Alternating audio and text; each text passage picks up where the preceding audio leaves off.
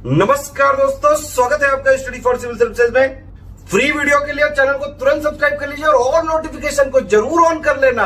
हमारा फ्री वाला टेलीग्राम ये वाला ग्रुप जरूर से जरूर ज्वाइन कर लीजिएगा। नमस्कार दोस्तों, एक बार फिर से आपका बहुत बहुत स्वागत है स्टडी फॉर सिविल सर्विसेज में। और मैं एसके त्रिपाठी आज आप सभी के साथ जो हमारी daily current affairs news analysis की सीरीज है उसको यहां पर बाइलिंगुअल मैनर में कंटिन्यू कवर करूंगा। और जैसा कि आप लोग देख पा रहे हैं स्क्रीन में कि ये जो आपके आर्टिकल्स होते हैं वो आपके सारे लीडिंग सोर्सेस से कलेक्ट किए जाते हैं और उसके बाद आप लोगों को यहां पर उपलब्ध कराए जाते हैं, जो आपके लिए सारे एग्जाम्स के पॉइंट ऑफ व्यू से स्पेशली फॉर यूपीएससी सीएसई और उसके साथ ही जो आपके स्टेट पीसीएस के एग्जामिनेशंस होते हैं उनके लिए प्रीलिम्स प्लस मेंस दोनों ही पर्सपेक्टिव में ये सीरीज आपके लिए बहुत ही ज्यादा बेनिफिशियल साबित होगी। तो आप लोग इस सीरीज को कंटिन्यूअस सतत रूप से फॉलो करें, जिसका लाभ आप स्वयं अनुभव करेंगे एग्जाम हॉल में।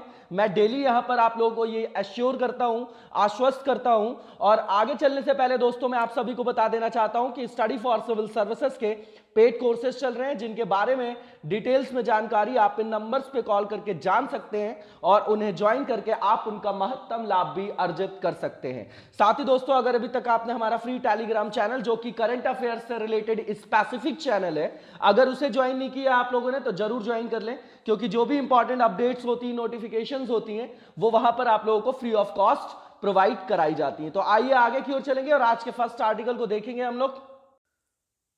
आज का जो हमारा फर्स्ट आर्टिकल है उसमें ये रेफरेंस रखा गया है कि जो आपका CCTV should be installed in police station supreme court, है ना। तो माननीय उच्चतम न्यायालय ने ये निर्देश दिया है कि जो भी आपके सारे राज्य हैं वहां पर आप ऑडियो रिकॉर्डिंग के साथ साथ पुलिस स्टेशंस के अंतर्गत बात की जा रही है कि वहां पर आप ऑडियो रिकॉर्डिंग के साथ साथ सीसीटीवी कैमरे की भी व्यवस्था करें, ऐसा निर्देश दिया गया है। नॉर्मल सा रेफरेंस है, आप जो आप पुलिस रिफॉर्म के अंतर्गत या ट्रांसपेरेंसी ई गवर्नेंस के अंतर्गत आप इसको सीधा लिंक करके रख सकते हो। और यहां पर बताया जा रहा है कि कौन सी बेंच है जिन्होंने ये आपका क्या दिया है, निर्णय दिया है। और बोला है इस बेंच ने कि 45 दिनों से अधिक के सीसीटीवी फुटेज को आपको वहां पर सुरक्षित भी रखना है और एकत्रित करना है, और उसी के संदर्भ में उन्होंने ये आपका फैसला दिया था। तो नॉर्मल सा रेफरेंस है, ये हमारे लिए इंपॉर्टेंट नहीं है, आप देख जाइएगा इसको। अब इसमें जो लेटेस्ट गाइडलाइंस है उसके बारे में हम देखेंगे।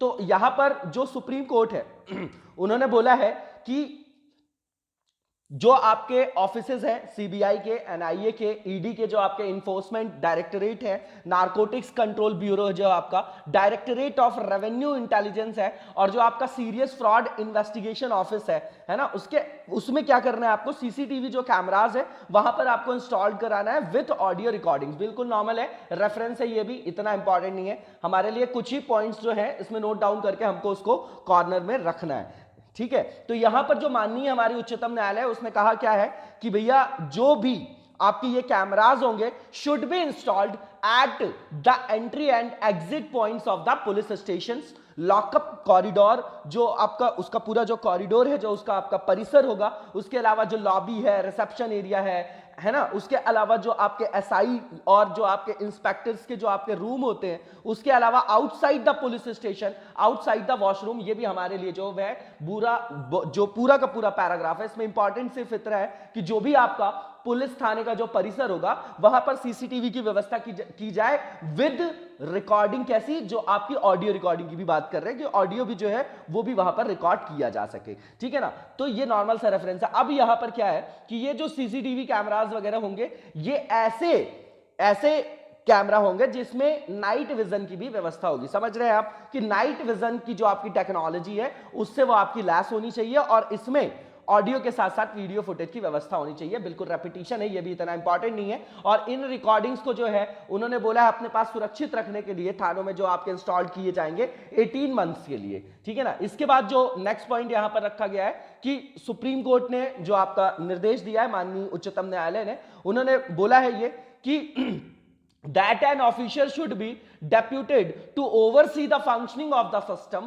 and the recording should be viewed every day by this officer, after which he is required to make entries in a particular register, है ना। तो भैया सीधी बात है, जब कोई व्यवस्था की जाती है, जब कोई भी नई कोई व्यवस्था की जाती है तो उसकी मॉनिटरिंग के लिए, ठीक है ना, उसकी मॉनिटरिंग के लिए एक कोई व्यक्ति या जो आपका प्राधिकार है उसकी व्यवस्था किया जाना तो वहां पर नितांत आवश्यक है। तो वही आपका ये संदर्भ है, बिल्कुल नॉर्मल सी चीज है। इसके बाद जो आपका करंट गाइडलाइंस है सुप्रीम कोर्ट का, है ना, वो एंशन करता है फंडामेंटल राइट जो है आपका आर्टिकल 21, जिसको आप राइट टू लाइफ विथ क्या, जो आपकी डिग्निटी के साथ, मतलब गरिमामय जीवन जीने की जो आपका अधिकार दिया गया है वो आपका फंडामेंटल राइट्स है आर्टिकल 21, जिसका एम्बिट लगातार लंबा होता चला गया जब आपका 1978 का जो आपका केस है मानेका Gandhi versus union of India, ठीक है ना, आप लोगों को बिल्कुल अच्छे से पता होगा। तो वही यहां पर बताया जा रहा है कि भैया जो आपके आर्टिकल 21 के अंतर्गत गरिमामय जीवन जीने का अधिकार है उसको ये आपका क्या करेगा, उसका संवर्धन करेगा, उस, है ना, उसको क्या करेगा, एंश्योर करेगा, ठीक है ना। तो बिल्कुल नॉर्मल सी चीज है। अब यहां पर जो लिखा गया है आर्टिकल 21 में क्या बोला जाता है, क्या बोला गया है, तो इसमें बोला गया है कि किसी भी व्यक्ति को विधि द्वारा स्थापित प्रक्रिया के अतिरिक्त जीवन और वैयक्तिक स्वतंत्रता के अधिकार से वंचित नहीं किया जा सकता। बिल्कुल ठीक बात है, नॉर्मल सी चीज है, ठीक है ना। इसके बाद जो ब्रॉड स्कोप है आपका आर्टिकल 21 का is elaborated by the Supreme Court in जो आपका उन्नी कृष्णन बनाम आंध्र प्रदेश राज्य मामले में विस्तार से बताया गया। देखिए सीधी बात है, ये आप ऐसे समझिएगा इसको, जब हम अपनी जुडिशरी को पढ़ते हैं, है ना, हमारी न्यायपालिका के संदर्भ में पढ़ते हैं, तो न्यायपालिका के फंक्शन को आप देखेंगे तो 1973 के पहले जो आपका फंक्शन है, जब तक बेसिक स्ट्रक्चर का सिद्धांत नहीं दिया गया, वो एक अलग फेज में पढ़ते हैं हम लोग। उसके बाद 1973 में जब आपका Keshavananda Bharati versus state of Kerala का केस होगा, तो वहां से आप इनोवेशन देखेंगे, वहां से जो आपका बेसिक स्ट्रक्चर का सिद्धांत आएगा। देन आफ्टर जब जनता दल की सरकार का टाइम मोरारजी देसाई जी के जो आपके मतलब काल में, और जब आपके क्या जो संपूर्ण क्रांति होती है जयप्रकाश नारायण जी के टाइम पे, तो उसके बाद जब 1978 में मानेका गांधी वाला आपका केस आता है वर्सेस यूनियन ऑफ इंडिया, वहां से आर्टिकल 21 का एम्बिट लंबा होता या विस्तृत होता, ब्रॉड पर्सपेक्टिव वहां पर देखने को हमको मिलता है। उसी के कंटिन्यूएशन में ये आपका नेक्स्ट केस है जो आपको यहां पर बताया जा रहा है, तो आप इसका नाम जो है लिख के कॉर्नर में रख सकते हैं, ठीक है ना। और आज के लिए आपके लिए क्वेश्चन भी यही है कि जो आपका भारत में न्यायपालिका की जो भूमिका है ना, स्वतंत्रता के बाद से आज तक, ठीक है ना, तो उसमें किस तरीके से और कहां कहां क्या परिवर्तन हुए हैं, ये एक पूरा मैक्रो पर्सपेक्टिव में आप उसको पढ़िएगा और उसमें एक बढ़िया सा आंसर,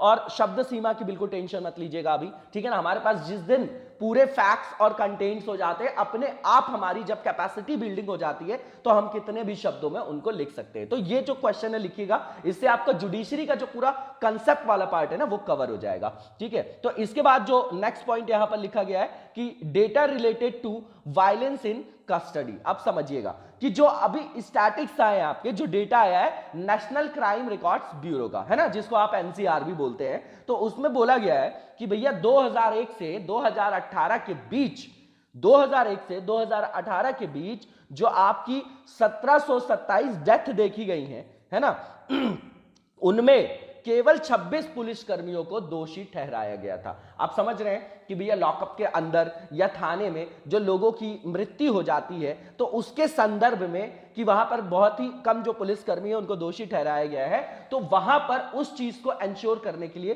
कि भैया वहां क्या हो रहा है, हमको पारदर्शिता से पता तो चलना चाहिए कि अंदर हो क्या रहा है ना, तो उन सब चीजों को जो है मॉनिटरिंग करने के लिए, उसकी निगरानी करने के लिए ऐसी व्यवस्था की गई है, ठीक है ना। तो अब 2018 में ऐसी 70 मौतें हुई हैं, जिसमें केवल 4.3% जो डेथ्स हैं उसमें ही आपके जो पुलिस पर्सोनल्स हैं, जो पुलिस कर्मी हैं, उनको दोषी ठहराया गया है, जहां पर हिरासत के दौरान उनकी मौत हो गई थी पीटे जाने से, है ना, पीटे जाने से उनकी मौत हो गई थी, है ना। तो ये डेटा आप 1-2 लाइन में लिख के रख सकते हैं, इतना इंपॉर्टेंट नहीं है, सेपरेट क्वेश्चन इसमें नहीं आपका फ्रेम होगा। जब हम पुलिस रिफॉर्म के अंतर्गत या ई गवर्नेंस के अंतर्गत चीजें लिख रहे होंगे, तो वहां पर हम इसको एज अ एग्जांपल 1-2 लाइन में जो है यूज कर सकते हैं। उसके अलावा जो मतलब हमारे यहां जो भी आपका जो इनिशिएटिव्स लिए जा रहे हैं, मान लीजिए कि जैसे यहां पर आर्टिकल 21 को कोट किया गया है, तो मान लीजिए कोई क्वेश्चन आता है पर्सनल लिबर्टी से रिलेटेड, है ना, तो वहां पर जो है हम वहां पर इसको एज एन एग्जांपल इसको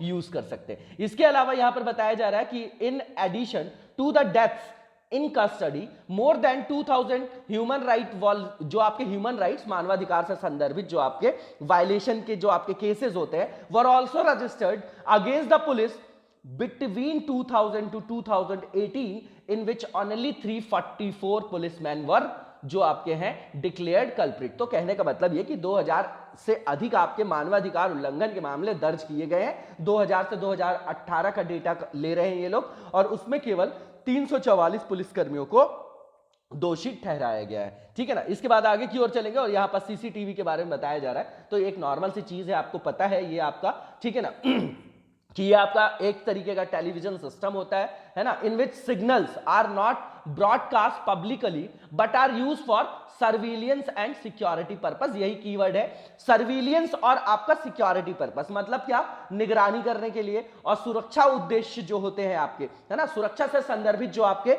आयाम होते हैं, है ना, तो उनको क्या करने के लिए, उनको जो है वहां पर इंश्योर करने के लिए इसका उपयोग किया जाता है। नॉर्मल सी चीज है। इसके अतिरिक्त आप देखेंगे तो इसमें जो आपका आधारभूत कुछ जो है आपके फंडामेंटल्स जो है आपके एलिमेंट्स भी जो है इसमें एम्बेडेड होते हैं, है ना, जो बहुत ज्यादा आपके उपकरणों से जुड़े नहीं होते। ठीक है। इसमें एक आपका कैमरा होता है ना, कैमरा होगा, लेंस के साथ ही होगा। उसके अलावा जो केबल है, एक डिजिटल वीडियो रिकॉर्डर या नेटवर्क वीडियो रिकॉर्डर, और एक आपका वीडियो मॉनिटर शामिल है। बिल्कुल नॉर्मल सी चीज है, आप लोगों ने देखा होगा, इसको रटने की जरूरत नहीं है, हमको लेमैन की लैंग्वेज में इसको समझना है। ठीक है ना, बिल्कुल सिंपल सा टॉपिक था ये आपका। इसके बाद जो नेक्स्ट टॉपिक है हमारा, इसमें जो कैनाबीज है has been removed from the category of hazardous substances. ये आपका यूएन के द्वारा जो है ये इनिशिएटिव लिया गया है कि भैया संयुक्त राष्ट्र ने बोला, जो आपका यूनाइटेड नेशन है, ठीक है ना, तो उसके अंतर्गत ये जो आपका अभी निर्णय लिया गया है, जो आपका UN commission on narcotic drugs है, तो उसके 63rd सेशन में अभी जो आपका वहां पर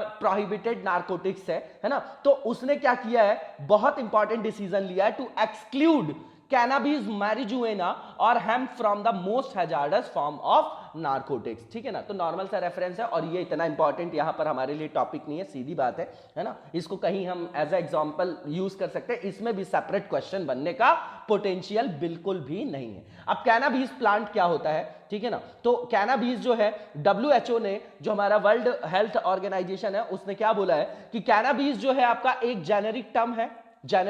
कैनाबीज को कैनाबीज ही समझिए आप लोग, और उसको हिंदी इंग्लिश में एक ही जैसे जो है आप समझिएगा, है ना। अब हिंदी इंग्लिश टेक्निकल जो टर्म्स होती है उसको हमको इंग्लिश में ही समझना चाहिए, नहीं तो अर्थ का अनर्थ हो जाता है। ठीक है ना। तो कैनाबीज जो है आपका जेनेरिक टर्म है जो यूज किया जाता है to denote several psychological forms of the plant of the cannabis sativa, जिसको बोला जाता है। ठीक है ना। तो नॉर्मल सी चीज है। अब ये जो आपका मेजर क्या है, आपका साइको एक्टिव इंग्रेडिएंट है इन कैनाबीज इज डेल्टा 9, जो आपका THC बोलते हैं उसको, डेल्टा 9 जो आपका टेट्राहाइड्रो कार्बोनेबाइनोल है ना, समझिएगा बात को। जो आपका टेट्राहाइड्रो कार्बन बिनोल जो होता है, THC जो है आपका, वो उसका साइंटिफिक नेम है, ये रटने की जरूरत नहीं है आपको। इसके बाद जो ये मैक्सिकन नेम है आपका मैरिजुएना, इसका इस्तेमाल जो होता है कई कंट्रीज में, जो आपके भांग के पत्ते होते हैं, है ना, या उसका जो आपका कच्चा पौधा होता है, उसकी सामग्री के संदर्भ में किया जाता है ना। ये प्रीलिम्स में कहीं पूछा जाए, रेयरली ही पूछा जाएगा, इतना इंपॉर्टेंट नहीं है पहली चीज तो इसके बाद जो आपका नेक्स्ट यहां पे पॉइंट दिया गया है कि जो इसका फीमेल प्लांट होता है विद नो पॉली, जो जिसमें मतलब परागण जिसको आप बोलते हैं, पॉलिनेशन होता जिसको बोलते हैं आप, तो जिसके अंतर्गत मतलब जो आपका पॉलिनेशन जिसमें नहीं होता है, बिना परागण वाला जो आपका मादा पौधा होता है, उसको हशीश बोला जाता है। ठीक है ना। इसके अलावा जो आपका कैनाबीज ऑयल है, हशीश ऑयल है आपका, is a concentrated solution of, जो आपका कैनाबाइनॉइड्स बोलते हैं उसको। ठीक है ना। तो ये आपका इसके बारे में जो है, या आपकी सिंपल से बिल्कुल फैक्चुअल जानकारियां, इसको आप रीड आउट कर जाइएगा, दैट्स इट। तो ये ऑब्टेन किया जाता है bye solvent extraction of raw material, और जो आपका रेजिन होता है ऑब्टेन किया जाता है from the hemp plant. WHO ने बोला है कि कैनाबीज जो है is by far the most widely cultivated, smuggled, है ना, मतलब स्मगलिंग वगैरह भी इसकी होती है, and abused illegal drug in the world. कहने का मतलब ये कि WHO ने माना है, ये कहा है कि जो भांग है आपका, दुनिया में अब तक सबसे व्यापक रूप से उसकी खेती भी की जाती है, तस्करी भी की जाती है, और उसका जो है मतलब क्या किया जाता है, उसके साथ इलीगल ड्रग के रूप में उसको यूज किया जाता है पूरे विश्व के अंतर्गत, ठीक है ना। तो ये नॉर्मल सा डेटा है आपका, देख जाइएगा इसको, ठीक है ना। इसके बाद आगे की ओर चलेंगे और जो नेक्स्ट पॉइंट यहां पर बताया जा रहा है, इसमें जो ग्लोबल डिसीजन लिया गया है वो क्या लिया गया है, तो भैया जो आपका ये CND है उसको जो है एक्सक्लूड कर दिया गया है कैनबिस को फ्रॉम शेड्यूल 4 से, ठीक है ना। मतलब शेड्यूल 4 का मतलब ये होता है कि उसको जो है मतलब यूज करने की, प्रयोग करने की अनुमति जो है जब उससे हटा दिया जाता है ना, जो उसमें मान लीजिए कि थोड़ा सा जो है राहत दे दी जाती है, उसको बाहर कर दिया जाता है। तो जो भी आपके घातक आपके है ना, जिसको आप समझ सकते हैं कि जो मादक पदार्थ होते हैं आपके, तो उनके जो आपकी सूची है लिस्ट से, है ना, उससे इनको बाहर कर दिया गया है। अब समझिएगा यहां पर क्या बताया जा रहा है कि this decision by the CND excludes cannabis from schedule 4 where it was listed with other fatal जो आपके opioids हैं, ठीक है, एडिक्शंस के लिए जो यूज किए जाते हैं, व्यसन से संदर्भित रखिएगा आप उसको, including heroin. Now both hemp and hemp resin will be placed in schedule 1 which covers the least dangerous category of substances. अब शेड्यूल नहीं रटना, हमको समझना ये है कि भैया इसको जो आपकी, जैसे मान लीजिए शेड्यूल 4 में था, है ना, तो उसका जो यूज वगैरह था वो क्या था वहां पर, मतलब कठोर रूप से उसको उसके यूज में प्रतिबंध लगाया गया था कि आप प्रयोग नहीं कर सकते। लेकिन जो इसको उस लिस्ट से बाहर करके जो आपका लीस्ट डेंजरस कैटेगरी है ना, जो इस तरीके के सब्सटेंसेस का, उसके अंतर्गत इसको सम्मिलित कर लिया गया है। अब of the 53 CND member countries, 27 countries including India, the US and the most European nations voted in favor of the motion. It was not in favor of 25 countries जिसके अंतर्गत चाइना है, पाकिस्तान है, रशिया है ना, while Ukraine did not participate in the voting। बिल्कुल भी important नहीं हमारे लिए ये सब चीजें, ठीक है ना। आगे की ओर चलेंगे और जो नेक्स्ट टॉपिक यहां पर लिखा गया है कि इस डिसीजन का क्या महत्व होगा, तो पहली चीज कि जो आपका रिक्लासिफिकेशन किया गया है, पुनर्वर्गीकरण जिसको आप बोल रहे हैं कैनबिस का, UN एजेंसी के द्वारा, वो महत्वपूर्ण इसलिए है कि it will not immediately change its position around the world as long as individual countries continue to operate according to current regulation। Normal सी चीज है, ये भी इतना इंपॉर्टेंट पॉइंट नहीं है। इसके बाद जो आपका इसके अंतर्गत जो आपकी वोटिंग की गई है, तो ये जो वोटिंग है इस प्रक्रिया को प्रभावित कर सकती है, और क्योंकि कई देश जो है कानून का पालन करते हुए अंतरराष्ट्रीय प्रोटोकॉल का नेतृत्व करते हैं, नॉर्मल सा पॉइंट है। इसके बाद जो आपके ड्रग पॉलिसी एक्सपर्ट्स हैं उनका कहना है कि ये जो आपका डिसीजन है will give impetus to the efforts to eradicate the use of cannabis in countries where its use is most prohibited, ठीक है ना। तो सीधी बात है, उन देशों में भी भांग के उन्मूलन के प्रयासों में गति लाया जाएगा जहां पर इसका उपयोग जो है सबसे अधिक प्रतिबंधित भी था, है ना। तो अब वो बहुत सारी चीजें हैं, क्योंकि इनका जो यूज है आपका, आपको पता है कि जो आपका मतलब न्यूरोलॉजिकल जो कुछ डिसीज होती हैं, तो इनको जो है आपका किसमें मतलब दिया जाता है, मतलब नींद के लिए, जैसे पेन वेन के लिए इनका जो है यूज किया जाता है। आप लोगों को इसके बारे में पता भी होगा। तो the decision is also expected to increase scientific research in the field of medicinal properties of marijuana. बिल्कुल बहुत ज्यादा इंपॉर्टेंट नहीं है ये भी हमारे लिए। इसके बाद जो नेक्स्ट हमारा आर्टिकल है, ये आपका ग्लोबल टीचर प्राइज जो आपका 2020 का जो आया है ना, ये अवार्ड है आपका, उसके बारे में बिल्कुल फैक्चुअल जानकारी है ये भी आपकी, ठीक है ना। तो ये आपका मिसलेनियस के अंतर्गत आ जाएगा, ठीक है, प्रीलिम्स पॉइंट ऑफ व्यू से इंपॉर्टेंट है। अब यहाँ पर जो रणजीत सिंह जो डिसाले हैं, है ना, ये आपके महाराष्ट्र के सोलापुर के आपके एक प्राइमरी, है ना, शिक्षक है ना, जो प्राथमिक शिक्षक है, इनको जो है आपके ग्लोबल टीचर प्राइज 2020 का विजेता घोषित किया गया है, विनर घोषित किया गया है, ठीक है ना। तो ये एक नॉर्मल सा फैक्ट है, इसको याद रखिएगा, इनका नाम आप याद रख सकते हैं, स्टेट PCS वगैरह में पूछा जा सकता है ये क्वेश्चन। तो अब हमको जानने की जरूरत है कि भैया ये अवार्ड होता क्या है, प्राइज होता क्या है, इसको कौन देता है, दैट्स इट। किसी भी जो अवार्ड दिया जाता है उसमें हमको ये देखना चाहिए कि भैया ये किस डोमेन में दिया जा रहा है, किस व्यक्ति को दिया गया है ना, दैट्स इट। और कौन सा इसको जो संस्था है वो इसको देता है, प्रदान करता है। तो पहली चीज कि जो आपका ये अवार्ड है, ये आपका एनुअल अवार्ड है, इस्टेब्लिश किया गया था आपका वर्की फाउंडेशन के द्वारा, ठीक है ना। तो इसमें जो आपका प्राइज दिया जाता है $1 मिलियन दिया जाता है। उसके अलावा ये जो अवार्ड है आपका एनुअली दिया जाता है किसको, जो भी आपके ऐसे टीचर होते हैं जिनका अतुलनीय जो वहां पर क्या होता है प्रयास उनके द्वारा किया जाता है, मतलब जो आपके एक्सेप्शनल टीचर होते हैं, है ना, जो आपके आउटस्टैंडिंग कंट्रीब्यूशन देते हैं इन द फील्ड ऑफ एजुकेशन, ठीक है ना। तो ये आपका 2014 में लॉन्च किया गया था। इसमें जो नॉमिनेशन होता है वो आपका ओपन होता है फॉर एवरी सिंगल टीचर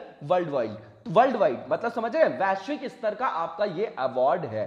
तो ये क्या प्रमोट करेगा? पहली चीज, it promotes the importance of teachers and serves to underline the fact that efforts by the teachers around the world need to be respected and acknowledged। पहली बात तो ये है कि ये सीधी सी बात आप समझिएगा कि हमारे यहां जैसे आप देखेंगे तो जो प्राइमरी लेवल के टीचर्स होते हैं, ठीक है ना, उनको जो है उतनी सारी सुविधाएं नहीं प्रदान की जाती। अब आप समझिएगा कि सारा जो फाउंडेशन है वो तो आपका प्राइमरी लेवल से ही स्टार्ट होता है। एक बार आप किसी भी स्टूडेंट की 10th तक कैपेसिटी बिल्डिंग कर दे तो वो बनी बनाई हुई लीक में नहीं चलेगा। मतलब हर बच्चे को यह जानना जरूरी है कि उसके अंदर ऐसी कौन सी स्किल है, क्योंकि हर व्यक्ति के अंदर कुछ ना कुछ विलक्षण जो आपका एक गुण होता है। अगर उसको एक बार पता चल गया कि भैया मैं इसलिए बना हूं, एक बार इंटरेस्ट जनरेट हो गया तो वहां पर उसकी जो प्रोडक्टिविटी है वो भी इनहैंस हो जाती है। और बनी बनाई लीक में कि नहीं तुम मैथ्स ले लो, आप आईआईटी निकाल लो, नहीं आप ये कर लो, आप ये कर लो। तो जब हम दूसरे के दिखाए हुए सपने में चलते हैं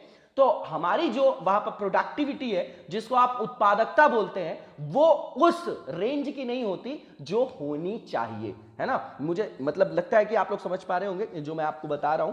तो पहली चीज ये क्या करेगा आपका कि ये जो शिक्षक हैं जो आपके प्राइमरी लेवल के, वही तो आपकी ये कैपेसिटी बिल्डिंग कराएंगे। जैसे आप नार्डिक कंट्रीज देखिए आप, है ना, स्वीडन है, फिनलैंड है आपका, वहां पर आप देखेंगे तो सबसे ज्यादा सैलरी जो है आपकी वो आपकी किसकी होती है? जो आपके मतलब प्राइमरी लेवल के आपके जो टीचर्स होते हैं उनकी। क्यों?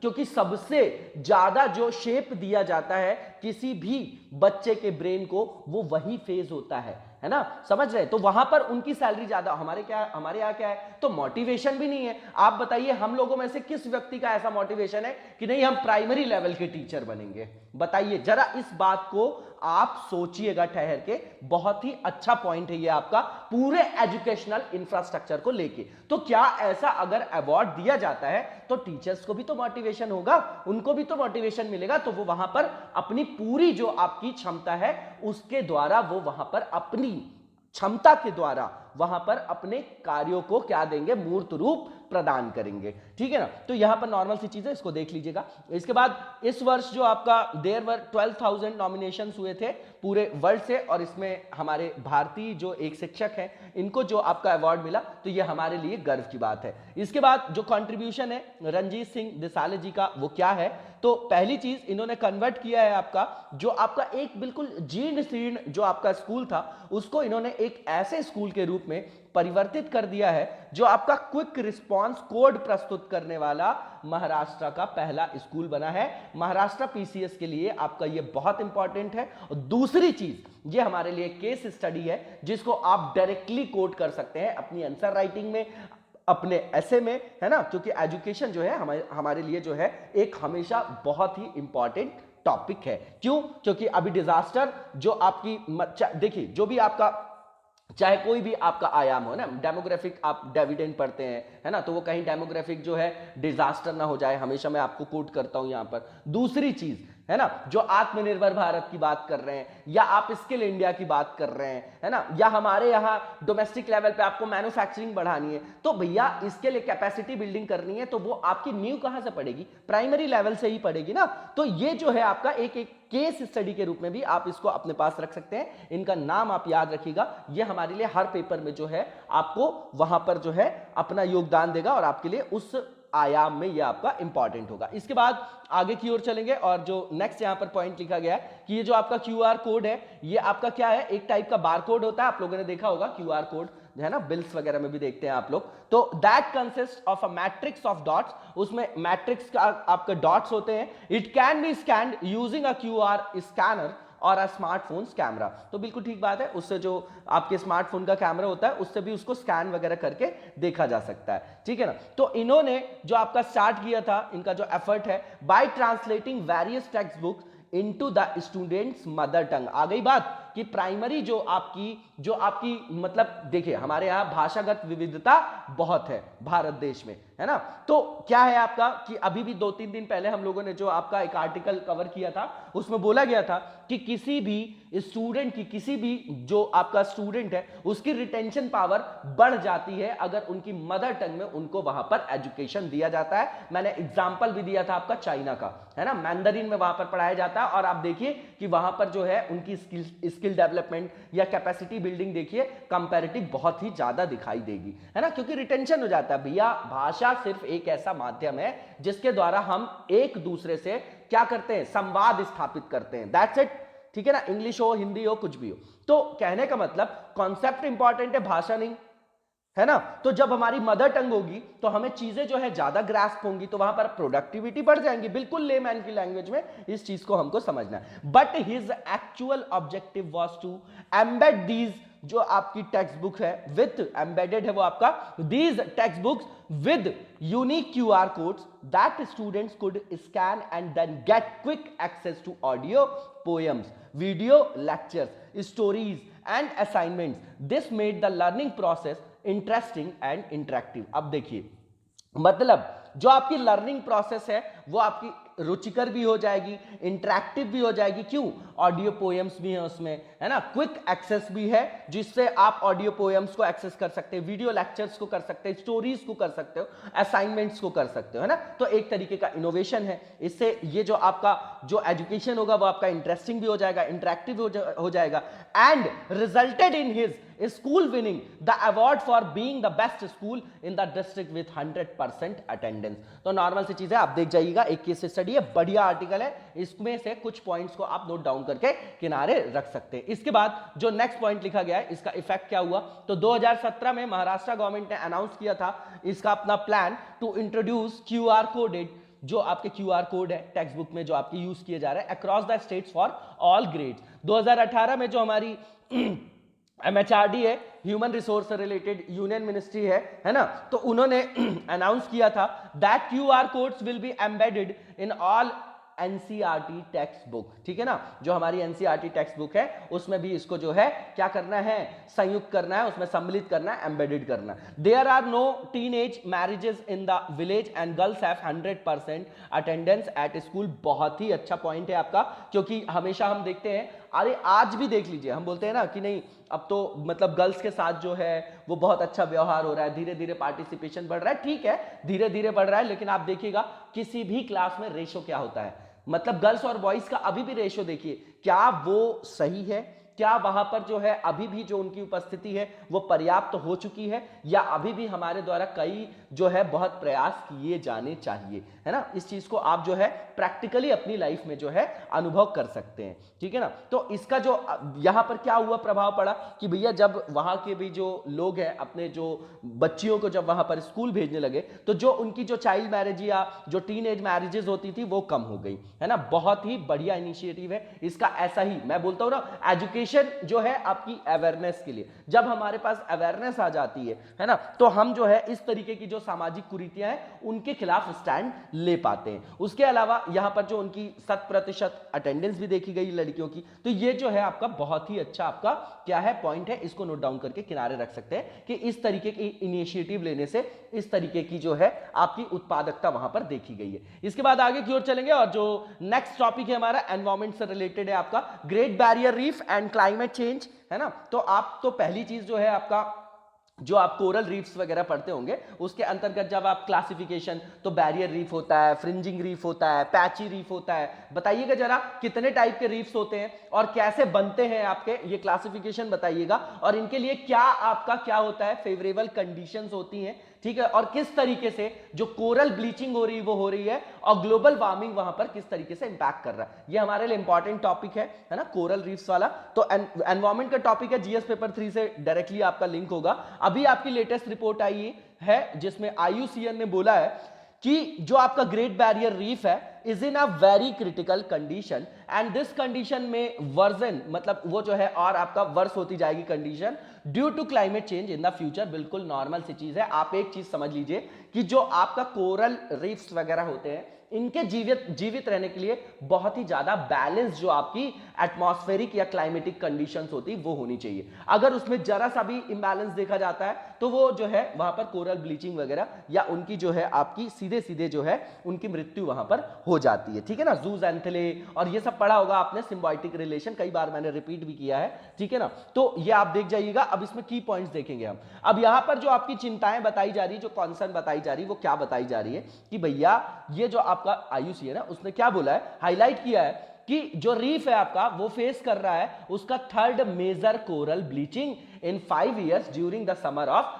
2019-20। ठीक है ना, तो इस रिपोर्ट में ये कंक्लूड किया गया है कि जो ये प्रोग्रेस है has been slow for the protection of the rock under a long-term sustainability plan and that it has not been possible to prevent its deterioration। है ना, जो उनका क्या है, जो उनका क्या हो रहा है उसमें जो आपकी गिरावट हो रही है। ठीक है ना, तो पहली चीज जो भी सिक्योरिटी के लिए जो भी आपकी सुरक्षा के प्रावधान लिए जा रहे हैं उसमें जो है आपकी प्रगति धीमी रही है।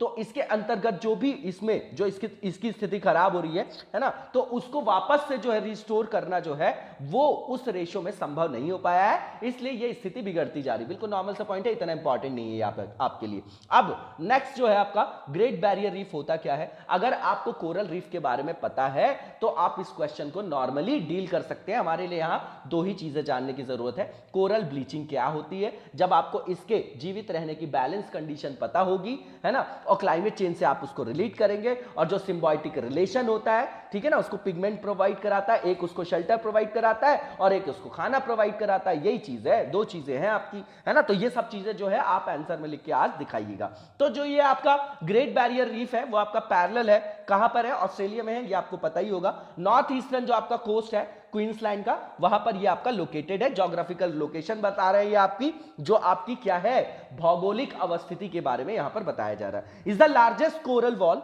In the world, it is also called water garden, है ना। तो आपकी वाटर गार्डन भी बोला जाता है, पानी का बगीचा भी बोला जाता है। ठीक है, इसकी लेंथ बताई जा रही है कि ये लगभग 1200 माइल्स, और जो है आपकी जो इसकी मतलब चौड़ाई है वो 10 मील से लेकर 90 मील तक है। नॉर्मल सी चीज है, ये रटना नहीं है हमको कितनी लंबी कितनी चौड़ी है। ठीक है ना, तो इसके बाद ये आपका फ्रेगमेंटेड है eight many places and most of its area is submerge. तो सीधी बात है, बहुत सारे क्षेत्र में ये आपका विस्तृत है, और ये आपका जो इसका अधिकतर जो आपका एरिया है, क्षेत्र है, वो सबमर्ज हो गया। सबमर्ज का मतलब जल मग्न हो गया है, लेकिन कहीं कहीं पर ये आपके जल के बाहर जो है स्पष्टता जो है दिखाई भी देता है। नॉर्मल सी चीज है। इसके बाद ये जो आपकी रेंज बताई जा रही है इसकी, वो कॉन्टिनेंटल कोस्ट से कितनी बताई जा रही है, 10 to 150 miles of the continental coast, है ना। जब ओशियानोग्राफी आप पढ़ते होंगे तो वहां पर ये सब चीजें पढ़ते होंगे आप, है ना। पूरा का पूरा जो है आपका वहां का जो उच्चावच है आपका, उसके बारे में बताया जाता है। जब 1940s के बाद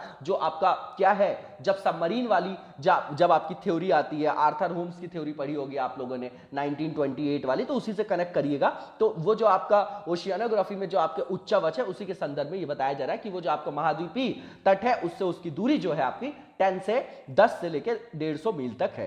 ठीक है, अब यहां पर during the storm many ships collide with it, है ना। अब ये कारण बता रहे हैं कि क्यों जो है वहां पर इस तरीके का जो है अवनमन देखा जा रहा है ग्रेट बैरियर रीफ में। तो पहली चीज, शिप जो आपका कोलाइड जैसे होता है, during the storm many ships collide with it, nevertheless it is a special aid for ship wrecks जो है आपके, because the underwater wall makes it is a very valuable transport route for on board जो भी आपके vessels होते हैं, as they remain safe by this large terrain and this ships are expose to open sea storms. Normal सा topic है, read out कर जाइएगा। इसके बाद जो आपका ग्रेट बैरियर रीफ है, ये आपका क्या बताया जा रहा है कि इसमें जो आपका मतलब नेगेटिव इंपैक्ट जो देखा जा रहा है, सीधा सीधा आपका क्लाइमेट चेंज से आपका वो कोरिलेट होगा। ठीक है ना, तो ये बोला जा रहा है कि भैया ये जो आपके ग्लोबल वार्मिंग, क्लाइमेट चेंज के जो आपके नेगेटिव इंपैक्ट है, उसके कारण जो आपका ग्रेट बैरियर रीफ है उसके बचने की संभावना ही बहुत कम है।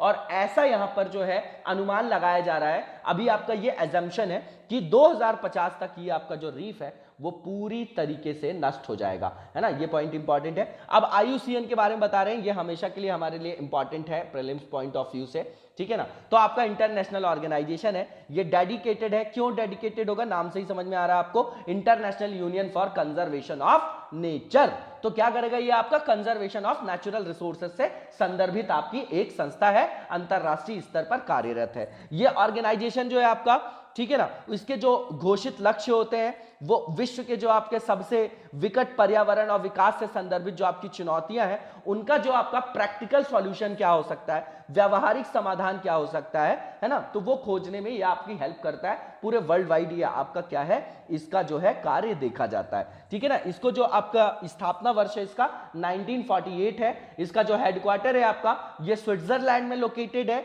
और ये पब्लिश करता है रेड लिस्ट आपकी, आपको पता होगा IUCN की, जो vulnerable, least vulnerable, critically endangered ये सब जो आप पढ़ते हैं ना, तो ये इसी की लिस्ट है। आपको पता है कि रेड लिस्ट है वो बेस्ड है आपका किसमें, on information received from a network of various conservation organisations around the world. एक बात बताइए कि ये जो आपकी लिस्ट बनाई गई होगी वो क्यों बनाई गई होगी भैया, जब हमारे पास डेटा होगा, हमको पता होगा कि ये आपकी संकटग्रस्त प्रजाति है, ये विलुप्त होने वाली है ना, तभी तो हम उनके संरक्षण से संदर्भित कोई वहां पर आयाम को क्रियान्वित कर सकेंगे। नॉर्मल सी चीज है ना, इसीलिए ये लिस्टिंग वगैरह की जाती है। अब ये यहां पर बताया जा रहा है कि ये जो पब्लिश किया जाता है रेड लिस्ट, वो बेस्ड है आपका, जो भी सूचनाएं मिलती हैं आपकी, है ना, किससे, जो इनका आपका नेटवर्क है वेरियस कंजर्वेशन ऑर्गेनाइजेशंस का around the world, which shows the condition of the most threatened species in the world. ये नॉर्मल सा स्टेटमेंट है आपका यहाँ। इसके बाद जो हमारा नेक्स्ट आर्टिकल है बिल्कुल कंटेक्चुअल पार्ट है, मलय जो आपका जाइंट स्क्विरल है उसके बारे में है। एनवायरमेंट के अंतर्गत ये आपके प्रीलिम्स के लिए इंपॉर्टेंट हो जाएगा ये आपका टॉपिक, ठीक है ना। तो यहाँ पर जो पहला अध्ययन किया गया किसके द्वारा किया गया है, जो आपका फर्स्ट स्टडी है of its kind has been conducted by the ZSI और BSI जो है, दोनों ही बहुत इंपॉर्टेंट संस्थाएं। कब से ये आपकी, इसका स्थापना वर्ष क्या है ये देख जाइएगा, प्रीलिम्स पॉइंट ऑफ व्यू से इंपॉर्टेंट है ना। तो ये जो आपका जूलॉजिकल सर्वे ऑफ इंडिया है, इस तरीके की पहला आपका यहां पर अध्ययन किया गया, जिसमें ये अनुमान लगाया गया है कि जो आपका मलयन, जो आपका मलायन बोल लीजिए, मलय बोल लीजिए, तो जो आपका जाइंट जो आपका स्क्विरल है ना, तो उसकी संख्या में 90% तक का क्या हो सकता है, वहां पर गिरावट आ सकती है, ठीक है ना। बायोडायवर्सिटी से रिलेटेड हो गया हमारा सीधा सीधा। तो 2050 तक अगर बोला जा रहा है कि भारत और अन्य देशों में यदि आवश्यक कदम नहीं उठाए गए उनके संरक्षण से संदर्भित, तो ये प्रजातियां विलुप्त हो सकती हैं, है ना। अब इसके की पॉइंट्स बताए जा रहे हैं, हमको जानने की जरूरत है कि ये जो आपका मलायन जाइंट जो आपका स्क्विरल है वो क्या है। तो ये दुनिया की सबसे बड़ी जो है आपकी क्या है, गिलहरी की, मतलब लार्जेस्ट स्क्विरल आपका स्पीसीज है, with a black upper body, yellow coloured lower body and a long bushy tail. तो पहली चीज तो शारीरिक संरचना के बारे में नहीं रटना है, आर्टिकल है इसलिए हम पढ़ रहे हैं यहां पर, ये जानना है कि भैया ये वर्ल्ड की लार्जेस्ट स्क्विरल स्पीसीज है ना। तो इंडिया में इसका आवास स्थल है या नहीं, ये हमको जानने की जरूरत है, बिल्कुल ठीक है। तो वही बताया जा रहा है, India is a habitat of 3 huge squirrel species, है ना। उसके अंतर्गत ये है, उसके अलावा जो 2 और प्रजातियां उसके बारे में बताया जा रहा है कि एक आपका इंडियन जाइंट स्क्विरल है, उसके बाद एक है आपका घड़ियाल जाइंट स्क्विरल, और कहां पर पाया जाता है आपका,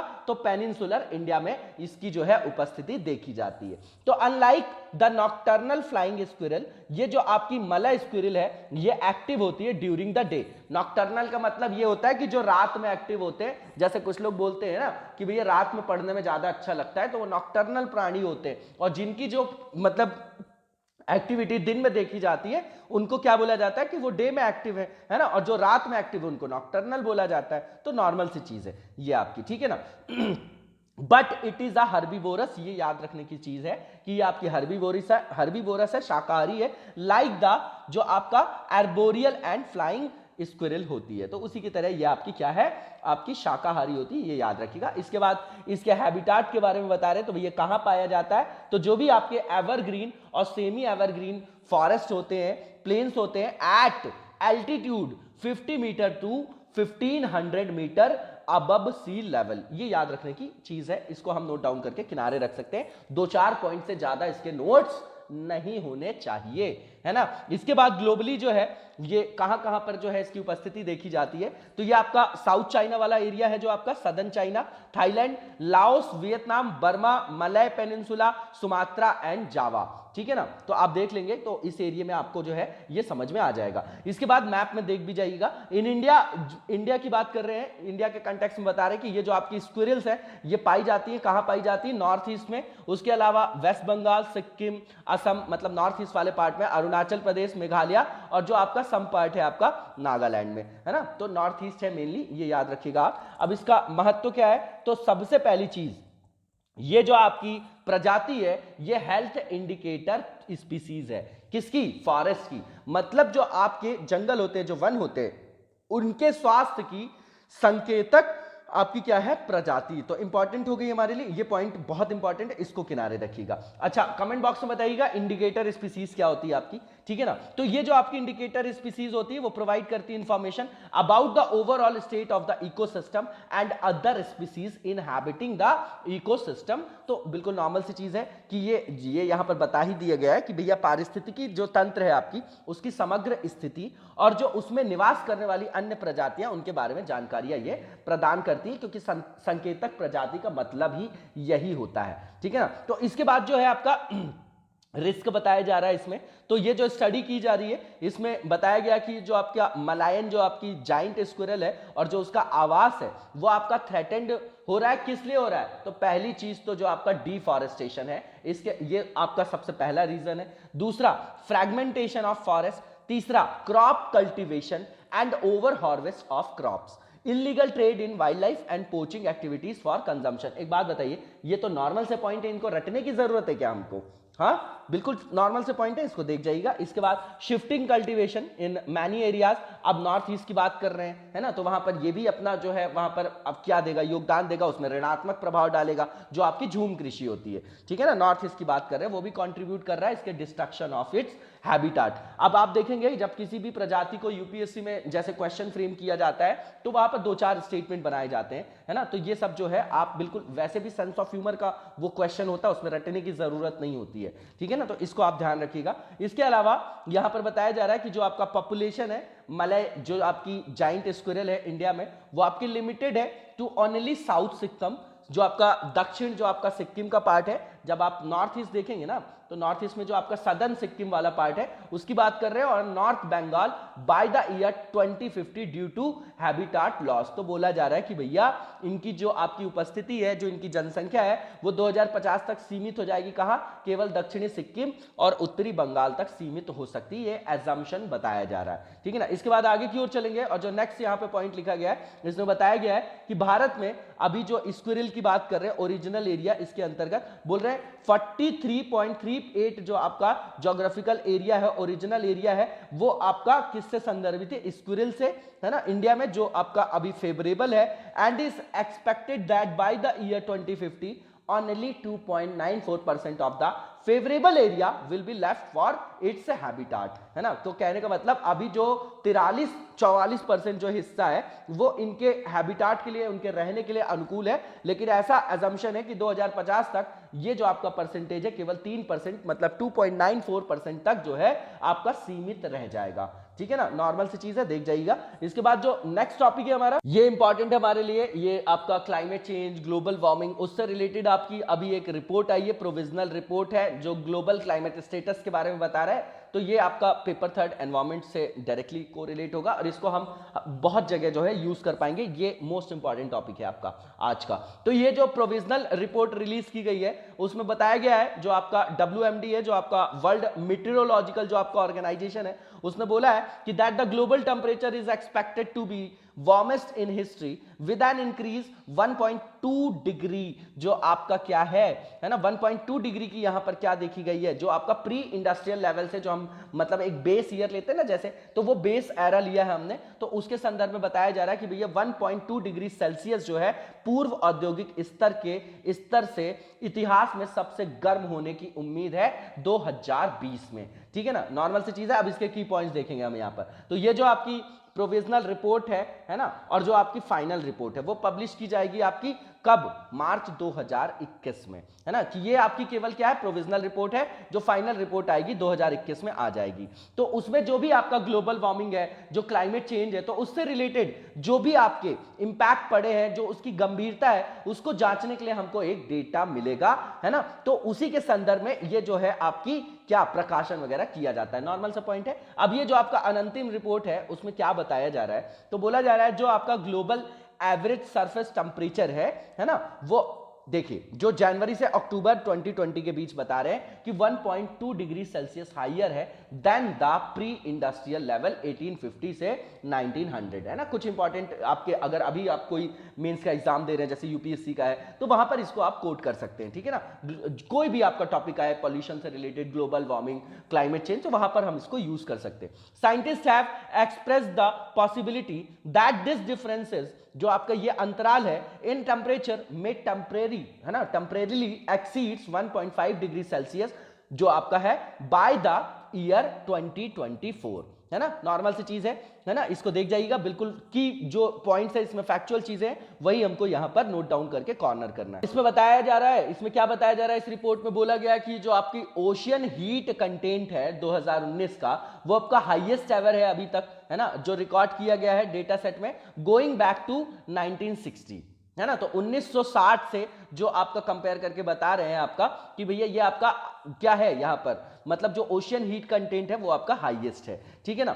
इन recent decades this is a clear indication for a sign of strong heat, ठीक है ना, नॉर्मल सी चीज है। इसके बाद डिस्पाइट द ला नीना, है ना, ला लीना, एल नीना आप लोगों ने पढ़ा होगा, उसी के बारे में बता रहे हैं कि ला लीना जो सिचुएशन है, जो आपका इक्वेटोरियल, देखिए आप जब साउथ अमेरिका देखेंगे, है ना, तो उसके इधर आप ऐसा ऑस्ट्रेलिया को समझ लीजिए, मैं ग्लोब के संदर्भ में बात कर रहा हूं, यही फिनोमेना आपका है ना, जो आपका हम्बोल्ट करंट, पेरुवियन करंट पढ़ते हैं, तो जो उसकी नॉर्मल कंडीशन होती है वो आपकी अपोजिट हो जाती है, उसके संदर्भ में बात कर रहे हैं। तो एल नीना, ला लीना दोनों आपने पढ़ा होगा। तो जो ला लीना सिचुएशन है in the equatorial Pacific ocean जो है आपका, उसमें अगस्त से अक्टूबर का ड्यूरेशन बता रहे हैं। So much rise in temperature has been recorded in the year 2020। जो ला लीना है वो आपका फेज है आपका, एल नीना एनसो भी बोलते हैं उसको कंबाइंड रूप में, है ना। ये ज्योग्राफी जो आपका कोर एरिया है वहां पर आप लोगों ने इसको पढ़ भी रखा होगा। तो एल नीना जो आपका सदर्न ऑसिलेशन फिनोमेना है that generally causes a cooling effect in a different parts of the world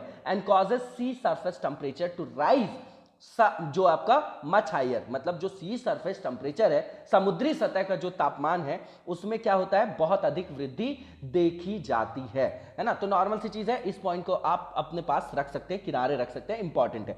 अब इसके बाद बताया जा रहा है कि 2020 में अब तक तकरीबन 80% जो है आपका ओशियन सरफेस, उसमें कम से कम एक बार मरीन हीट वेव जो है दर्ज की गई है। अब आपको पता है कि कितनी ज्यादा जो बायोडाइवर्सिटी वहां पर एनरिच है, बहुत सारी वहां पर प्रजातियां होती है, समझ रहे हैं आप, समुद्र की बात करें। अब वहां पर अगर सी सरफेस टेम्परेचर रेज हो गया तो आप चाहे आप कोरल रीफ्स ले लीजिए, वहां की प्रजातियां ले लीजिए, है ना, तो वहां पर बायोडाइवर्सिटी को लॉस होगा कि नहीं होगा, समझ रहे हैं आप। तो उसका जो है पूरा का पूरा डोमिनो इफेक्ट जो है पूरे जो आपका इकोसिस्टम है उसमें देखा जाएगा, ठीक है ना। तो यहां पर बोला जा रहा है ग्लोबल जो आपका सी लेवल है वो राइज हो गया है 2020 में, was also similar to the year 2019, the main reason in the melting of ice in Greenland and Antarctica. देखिए जो भी द्वीपीय राष्ट्र हैं, जब आप पेरिस क्लाइमेट डील पढ़ेंगे, है ना, जो आपने एग्रीमेंट पढ़ा भी होगा 2015 वाला, तो उसमें आपके सबसे वल्नरेबल ग्रुप्स के लिए ये अलग उठ के आएंगे और बोलेंगे कि भैया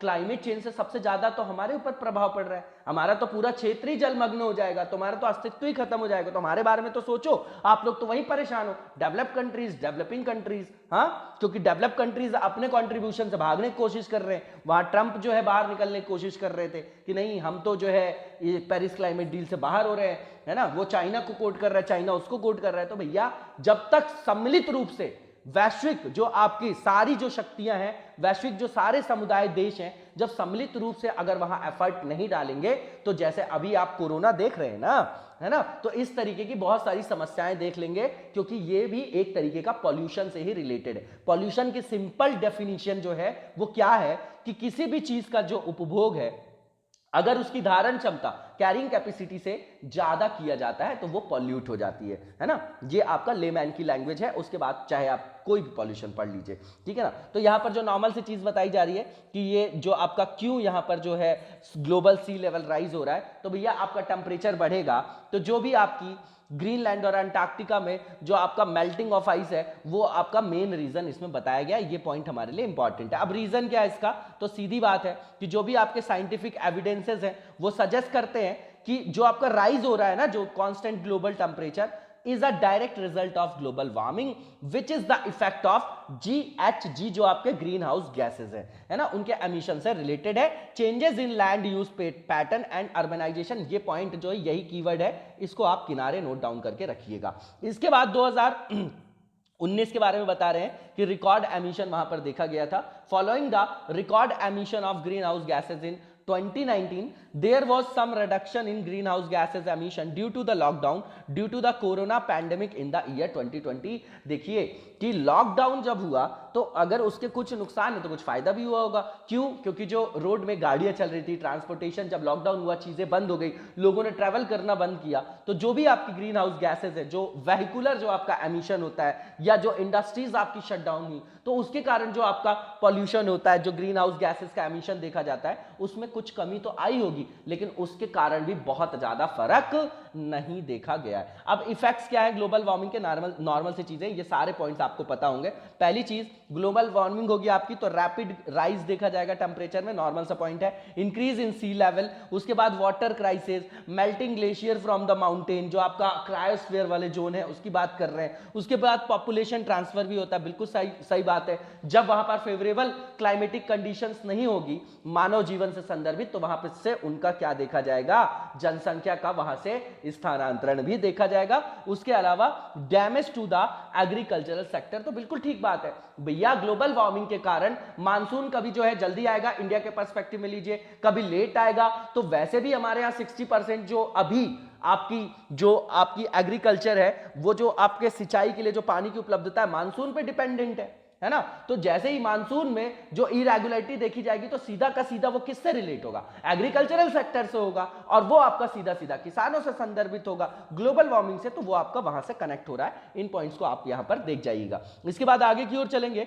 और जो नेक्स्ट टॉपिक है हमारा, ये म्युनिसिपल कॉर्पोरेशन बॉन्ड से रिलेटेड। ये आपका जीएस पेपर सेकंड से रिलेटेड होगा। पीआरआई जो हम और म्युनिसिपैलिटी जो आपने 73rd और आपका 74th आपका अमेंडमेंट है, इसको ग्रास रूट डेमोक्रेसी के रूप में भी आप पढ़ते हैं, है ना, जहां पर आपका क्या किया गया, 3rd टियर में ले जाया गया है, गांधीवादी जो आपका सिद्धांत है उसको वहां पर इंप्लीमेंट किया गया है। तो जब भी हम 3rd टियर पढ़ते हैं तो सबसे पहली चीज पढ़ते हैं कि भैया अगर आपने डिसेंट्रलाइजेशन तो कर दिया, है ना, डिसेंट्रलाइजेशन कर दिया आपने और 3rd टियर को शामिल किया, उनको वहां पर पार्टिसिपेशन दिया, वल्नरेबल जो ग्रुप्स हैं उनको वहां पर पार्टिसिपेशन दिया, सब कर दिया आपने, बिल्कुल ठीक है। लेकिन अगर उनके पास फंडिंग पर्याप्त नहीं होगी तो उनका जो है पूरा जिस उद्देश्य से उनको बनाया गया था वो विफल हो जाएगा। तो जो ये आपका म्युनिसिपल कॉर्पोरेशन बॉन्ड है वो उनकी फंडिंग, है ना, जो कैटर करने का एक आयाम है, उससे संदर्भित मानिएगा, इंपॉर्टेंट टॉपिक है हमारे लिए। तो हाल ही में जो आपका लखनऊ नगर निगम है उसकी ओर से जारी किया गया है 200 करोड़ रुपए का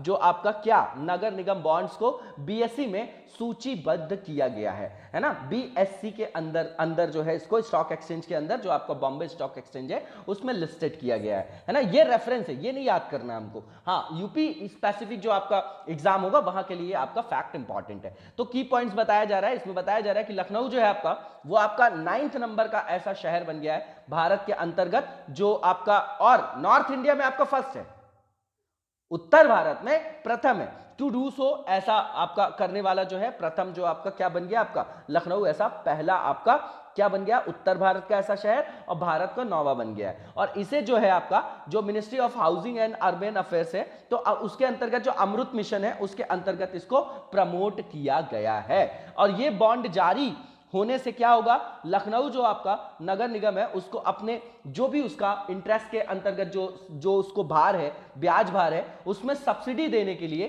26 करोड़ रुपए की राशि प्राप्त हो जाएगी। इंपॉर्टेंट पॉइंट है। इसके बाद यहां पर बताया जा रहा है कि this will help in improving financial and corporate good governance, making the city more self reliant, सीधी बात है, फंडिंग आ जाएगी तो सेल्फ रिलायंट कर देंगे, तो जो भी आपके इनके डेवलपमेंटल जो भी आपके एस्पेक्ट हैं जो कार्य किए जाते हैं उनको सुचारू रूप से क्रियान्वित करने के लिए सक्षम हो जाएंगे। That's it. इसके बाद ये जो है आपका this will prove to be helpful in developing civil infrastructure, वही बात है। इसके बाद जो उत्तर प्रदेश गवर्नमेंट है will also encourage this example presented by Lucknow municipal corporation to other local bodies in the state. अब आप समझिएगा वही कॉम्पिटेटिव फेडरलिज्म की बात आ गई। जैसे हम सांसद आदर्श ग्राम योजना क्यों लाई गई थी भैया, अगर एक कोई म्युनिसिपैलिटी जो है ऐसा करेगी तो अगर उसका कार्य वैसा होगा तो दूसरी जो म्युनिसिपैलिटी होगी वो भी तो वहां पर आगे बढ़ने के लिए प्रोत्साहित होगी, समझ रहे हैं? तो उससे प्रोडक्टिविटी आपकी क्या होगी, इनहैंस हो जाएगी। एक हेल्दी कंपटीशन वाली जो है वहां पर भावना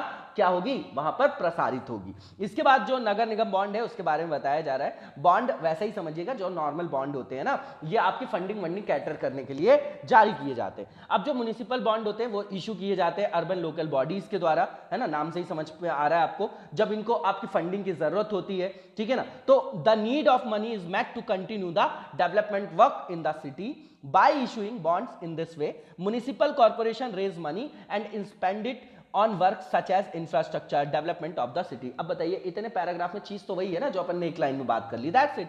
अब यहां पर बताया जा रहा है कि जो आपके मार्केट रेगुलेटर जो नियामक संस्था है हमारी सेबी, ओनली दोज, उसने बोला है, मतलब अकॉर्डिंग टू सेबी ये बताया जा रहा है कि only those municipal corporations can issue bonds whose net worth is not negative for 3 consecutive physical years। ये पॉइंट नोट डाउन करके किनारे करिएगा कि भैया कौन से जो आपके शहरी जो आपके स्थानीय निकाय हैं, है ना, तो वो कौन से ऐसे निकाय हैं जो बॉन्ड को जारी कर सकते हैं। तो उसके लिए कुछ जो है आपकी प्री कंडीशंस भी होंगी। तो पहली चीज इनकी अगर नेट वर्थ लगातार जो आपके प्रीवियस 3 फाइनेंशियल ईयर है उसमें पहली चीज नेगेटिव ना रही हो। दूसरा, ये जो आपका म्युनिसिपल कॉर्पोरेशन है वो आपका डिफॉल्टर नहीं होना चाहिए किसी भी लोन के लिए जो आपका लास्ट का एक फाइनेंशियल ईयर इन्होंने यहां पर लिया है, मतलब पिछले एक साल में उन्होंने कोई अगर लोन डिफॉल्ट ना किया हो। ये 2 पॉइंट आप कॉर्नर में रखिएगा, इंपॉर्टेंट है। अब यहां पर इंपॉर्टेंस क्या है म्युनिसिपल बॉन्ड मार्केट का, तो भैया अब इसको तो वहां पर लिस्टेड करा दिया गया है तो उससे तो और भी ज्यादा वहां पर जो है फायदा होगा ना। तो due to property tax being the only major source of the municipal revenue, बिल्कुल इंपॉर्टेंट चीज है। देखिए इनकी जो आपकी फंडिंग के जो आपके अगर स्रोत होंगे अगर बहुत कम होंगे तो आप बॉडी बना दीजिए, फंडिंग नहीं है तो जो भी आपकी आवश्यक डेवलपमेंटल जो आपके जो भी वर्क्स होते हैं उनको वो कैसे वहां पर क्रियान्वित करेंगे भैया, फंड दिया नहीं आपने और बॉडी बना दी है, तो इनके फंडिंग का जो सोर्स है वो बहुत लिमिटेड है ना। तो this bond can help urban local bodies to raise revenue for completing budgetary projects. चीजें वही है, घुमा फिरा के कितना भी लिखेंगे चीज वही है, आप समझ लीजिए फंडिंग की समस्या है, उसको कैटर करने के लिए आपका ये एक आयाम है। सबसे पहले आप देखेंगे 1996-7 के दौरान जो है एक बार देख लीजिएगा 95, 96, 97 क्या है, कौन सी ऐसी म्युनिसिपैलिटी जिसने सबसे पहले जारी किया था, क्या बेंगलुरु है क्या वो, हाँ कि उत्तर प्रदेश है, एमपी है, कौन सा है वो आपका, कमेंट बॉक्स में बताइएगा, प्रीलिम्स के लिए इंपॉर्टेंट है। अब इसके बाद जो नेक्स्ट यहां पे पॉइंट लिखा गया है कि ये जो आपका डेवलपमेंट है आपका म्युनिसिपल बॉन्ड मार्केट का, ये बहुत इंपॉर्टेंट है for the deteriorating infrastructure of larger जो आपकी large cities and towns in India, normal cities है ना। इसके बाद जो स्मार्ट सिटी की बात की जा रही है, अमृत मिशन की बात की जा रही है, तो ऐसी जो भी आपकी परियोजनाएं हैं उनकी सफलता के लिए एक निश्चित ये आपका आवश्यक उपागम है कि भैया जो भी हमारी जो लोकल जो एडमिनिस्ट्रेशन है, कहां पर शहरी स्थानीय निकाय की बात करें म्युनिसिपैलिटी की, उनका खुद में आत्मनिर्भर होना बहुत जरूरी है। उनके पास इतनी फंडिंग होनी चाहिए कि भैया वो विकासात्मक कार्य कर सके, तो उनके जो आपके आय के स्रोत हैं, जो रेवेन्यू राजस्व का जो आपका स्रोत है वो भी तो डाइवर्सिफाइड होना चाहिए, वही बात किया जा रहा है। अब यहां पर नगर निगम बॉन्ड का इतिहास बता रहे हैं, तो भैया 1997 में इसको फर्स्टली जो है इंट्रोड्यूस किया गया था, ठीक है ना, जब आपका 74th अमेंडमेंट हुआ उसके 5 साल बाद, है ना। तो आपको पता है कि 92, 93 में 73rd पहले पीआरआईज वाला आपका अमेंडमेंट आएगा जिससे आपका 11वां जो है आपकी शेड्यूल जो है जोड़ी जाएगी, फिर 12th शेड्यूल जोड़ा जाएगा 74th अमेंडमेंट से, और आर्टिकल आप लोगों ने 243 के अंतर्गत देख रखा होगा। और मोस्ट इंपॉर्टेंट टॉपिक है हमारे लिए पीआरआई और जो आपके म्युनिसिपैलिटी से रिलेटेड जो आपका अमेंडमेंट है और जो 3rd टियर है, ठीक है ना।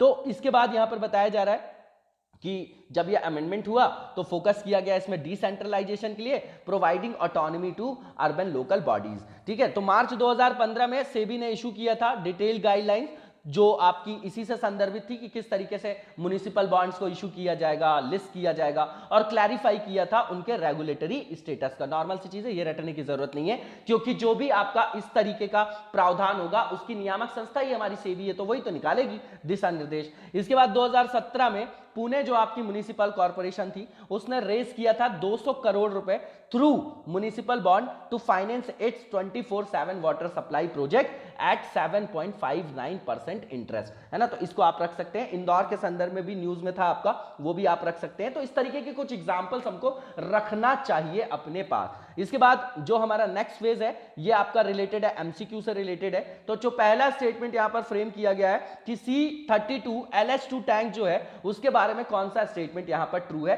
तो पहली जो स्टेटमेंट यहां पर रखा गया है कि इसको रिसेंटली जो आपका HAL है, हिंदुस्तान एरोनॉटिक्स लिमिटेड है, उसने अभी हैंड ओवर किया है ये लार्जेस्ट क्रायोजेनिक प्रोपेलेंट टैंक है ना, क्रायोजेनिक प्रोपेलेंट टैंक है टू इसरो। तो इसरो को उसने सौंप दिया है, इंपॉर्टेंट है प्रीलिम्स पॉइंट ऑफ व्यू से, इसको आप नोट डाउन करके किनारे रख सकते हैं। इंफॉर्मेटिव क्वेश्चन है, पहला स्टेटमेंट बिल्कुल ठीक है। दूसरा जो आपका यहां पर स्टेटमेंट दिया गया है कि this tank has been built to increase the payload capacity of GSLV Mark 3 MK3 जिसको आप बोलते हैं launching vehicle from 4 ton to 6 ton. Important है ये तीनों, जो दोनों स्टेटमेंट इंपॉर्टेंट है, इंफॉर्मेटिव क्वेश्चन है, ये भी बिल्कुल सही है आपका।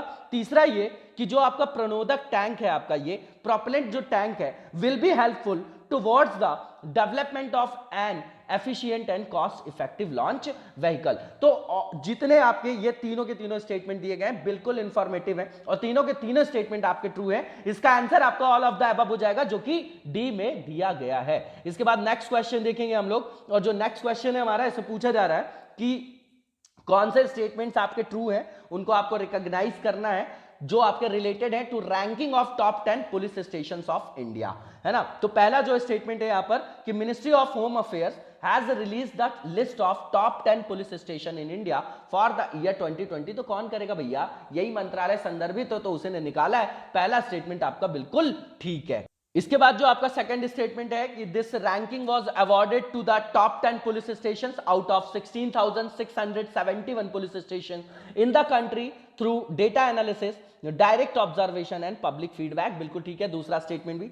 तीसरा ये कि इसमें जो आपका AWPS जो आपका क्या है, तमिलनाडु का जो सलेम शहर है उसके अंतर्गत AWPS जो आपका सुरमंगलम पुलिस स्टेशन है उसके बारे में बता रहे कि प्रथम स्थान पे है, तो बिल्कुल गलत है आपका। इसमें जो फर्स्ट रैंक मिली है मणिपुर का आपका पुलिस स्टेशन है, उसका नाम आप कमेंट बॉक्स में बताएंगे, ठीक है ना। तो फर्स्ट रैंक वाले को हमको याद रखना है और अपने स्टेट में से अगर टॉप 10 में कोई है तो उसको याद रखना है। तीसरा स्टेटमेंट आपका गलत है, इसमें तमिलनाडु का जो आपका यहां पर पुलिस स्टेशन बताया जा रहा है सुरमंगलम, वो नहीं है आपका। कौन सा है आपका, मणिपुर का पुलिस स्टेशन। और ये जो आपका तमिलनाडु वाला जो ये बता रहे सुरमंगलम पुलिस स्टेशन, ये आपका सेकंड रैंक में रहा है। तो ये जो आपका थर्ड स्टेटमेंट है वो गलत है, ऊपर के दोनों आपके कथन बिल्कुल सही है। इसका आंसर आपका ओनली 1 और 2 हो जाएगा जो कि बी में रखा गया है ना। तो इसी के साथ आज के वीडियो को हम यहीं पर विराम देंगे, कल मिलेंगे नेक्स्ट वीडियो में, तब कंटिन्यू करेंगे। तब तक लगातार जबरदस्त तरीके से पढ़ते रहिए। Thank you so much, best of luck.